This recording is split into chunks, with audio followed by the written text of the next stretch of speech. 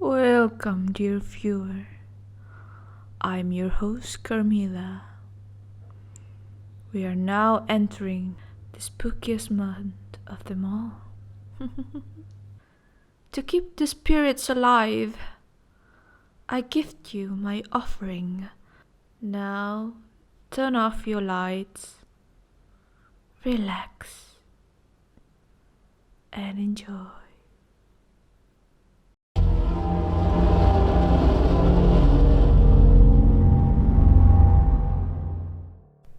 On pleasant summer evenings, I like to go on walks through the cemetery after work.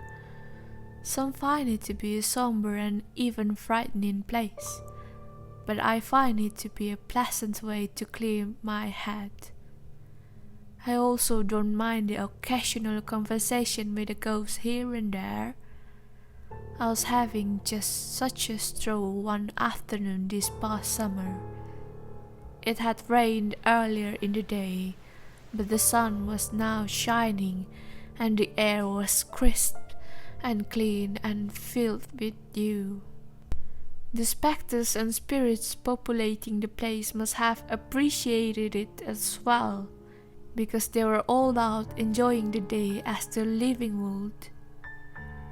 I was all friendly nods as I made my way through. The dead sometimes regard this behavior as odd, but most were quite welcoming and returned my friendly gestures.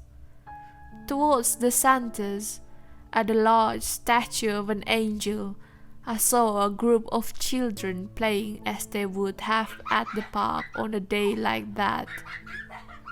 It's sad, of course, to see these children and know that their lives have been cut short. But I found it inspiring as well to know that they weren't missing out on childhood play and fun. I watched for a moment, reminded of my own children when they were young.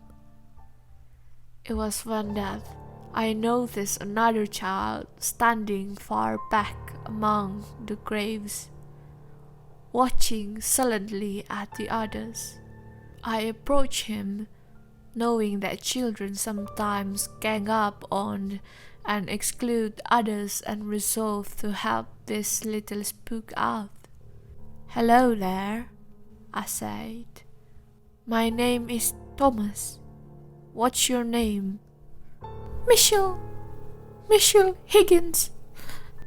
His tone was as sad and wistful as his face, and even sadder were the injuries from life that had followed him into death. The name struck me as familiar, and I tried to remember if there had been any accidents involving children in the area recently. "What are you doing over here all by yourself?" I asked. "Won't the other children play with you?" "No," he said with a frown. "Well, maybe I should go speak with them. Perhaps I could ask them to be kinder to you." "No, they never play with me, ever." His voice was filled with resolve, and being a parent, I knew my involvement could do more harm than good. So instead, I decided to keep him company for a bit. We watched as the other kids ran and jumped and goofed around the statue. They all wore their funeral clothes, and some also carried wounds from life. Burns, it looked like, and some rather badly. I didn't bother them though, and they all played as though nothing at all was the matter. "They were all mean to me when I was alive too," he said with a sigh. "That's terrible," I said.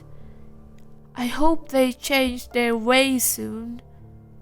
"I doubt it," he said back. They're all mad at me because I'm the one who started the fire that brought us here.